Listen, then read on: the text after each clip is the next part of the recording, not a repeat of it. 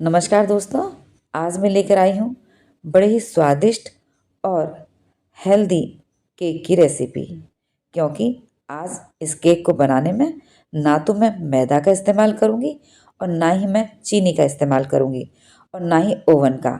मैं इसे कढ़ाई में बना करके तैयार करूँगी और ये परफेक्ट बनकर तैयार होगा। और ये नो फेल रेसिपी है। बस थोड़ा आप नाप का ध्यान रखिएगा।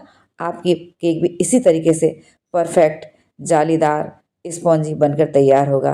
आप देख सकते हैं ये कितना स्पॉन्जी है। मैं इसे दबा करके दिखाती हूँ, देखिएगा बिल्कुल इसी तरीके का केक बनेगा। तो स्वागत है आपका अपने channel home made recipe by Sunita Singh पर।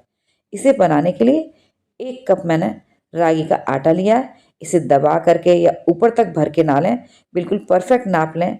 इसे छलनी में डाल लूँगी। साथ में चौथाई कप ये मैं गेहूं का आटा लूँगी। ये वही आटा है जिससे हम रोटियां बनाते हैं।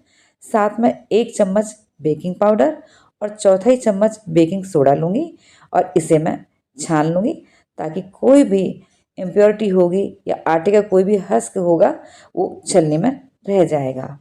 अब मैं इसमें चौथाई कप मिल्क पाउडर मिला दूँगी। ये स्किम्ड मिल्क पाउडर है। अब इन सभी ड्राई सामग्री को मैं अच्छी तरह से मिला करके साइड में रख दूँगी। अब मैं दूसरा बाउल लूँगी, उसमें आधा कप ये दही डाल दूँगी। दही फ्रिज का निकला हुआ, ठंडा बिल्कुल भी नहीं होना चाहिए और इसे मैंने मथ करके डाला है। आधा कप उबला हुआ लेकिन रूम टेम्परेचर पर दूध है, उसे डाल दूँगी। साथ में आधा कप ये ऑयल डालूँगी। ऑयल शार्प स्मेल का बिल्कुल नहीं होना चाहिए। आप रिफाइंड डाल सकते हैं या मेल्टेड घी भी डाल सकते हैं। अब इनको अच्छे से मिला लूँगी। ये मैंने 1 कप गुड़ की शक्कर, जिसे जैगरी पाउडर कहते हैं, उसे डाल दूँगी। इसी जगह आप गुड़ को ग्रेट करके डाल सकते हैं। इन सभी को अच्छी तरह से मिला लूँगी।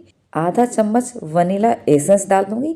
इसकी जगह आप रोज़ एसेंस भी डाल सकते हैं। ये भी आपके पास नहीं है तो आप छोटी इलायची के दाने को क्रश करके डाल सकते हैं। अब इसे साइड में रख दूँगी ताकि गुड़ की डली भी इसमें अच्छे से मिल जाएंगी। अब गैस ऑन करके कढ़ाई रख दी है। ये वही कढ़ाई है जिसमें मैं अक्सर बेक करती हूँ। अब इसमें नमक डाल दूँगी। नमक भी वही है जिसे बार बार मैं बेकिंग में यूज़ करती हूँ। अच्छे से फैला करके जाली रख करके ढक कर मीडियम फ्लेम पर 10 मिनट के लिए प्रीहीट होने रख दूँगी।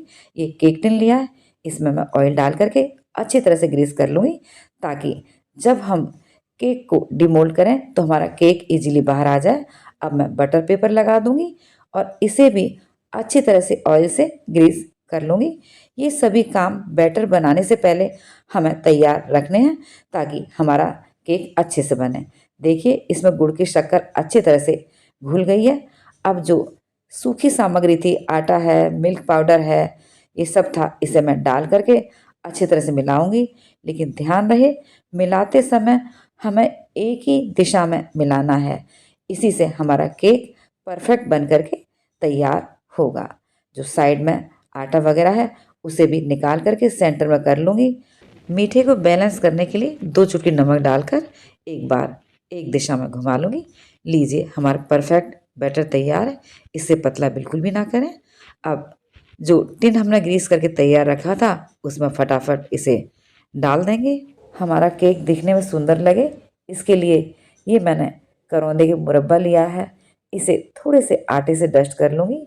ये मैंने कलरफुल टूटी फ्रूटी ली है, इसे भी थोड़े से आटे से डस्ट कर दूँगी। साथ में मैंने थोड़े से ये अखरोट लिए, इन्हें भी आटे से डस्ट कर दूँगी।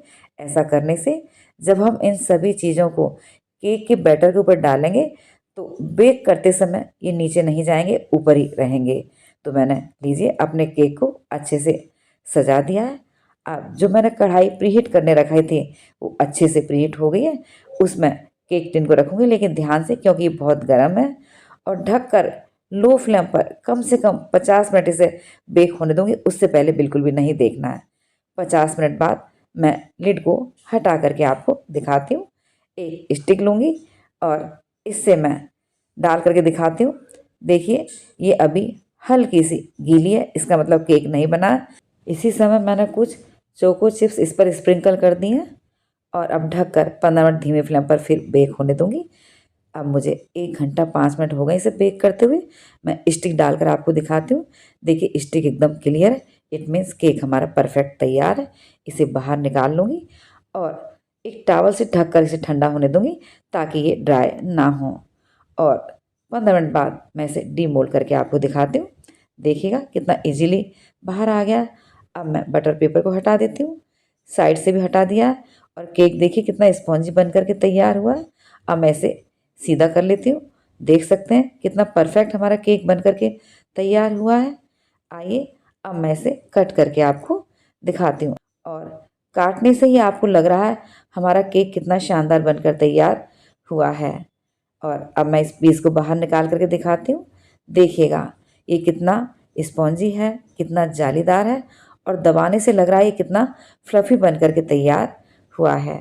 तो दोस्तों मेरी बताई गई रेसिपी के अनुसार आप भी बनाइएगा, बस नाप का ध्यान रखिएगा, आपकी रेसिपी परफेक्ट बन करके तैयार होगी। जब भी आप ग्लूटेन फ्री अनाज के साथ केक बनाते हैं तो उसमें दही का यूज़ ज़रूर करें, इससे आपका केक सॉफ्ट रहता है कई दिन तक। तो दोस्तों बनाइएगा और जो भी सामग्री मैंने इसमें इस्तेमाल की है उसे मैं डिस्क्रिप्शन में मेंशन कर दूंगी। यदि आपको मेरी रेसिपीज अच्छी लगती हैं तो प्लीज़ लाइक, कमेंट, शेयर और सब्सक्राइब कीजिएगा। बेल आइकन भी प्रेस कर दीजिएगा ताकि मेरी आने वाली सभी नई रेसिपीज़ के नोटिफिकेशन सबसे पहले आप तक पहुँचें। Thanks for watching. मिलती हूँ नेक्स्ट वीडियो में, तब तक के लिए बाय बाय।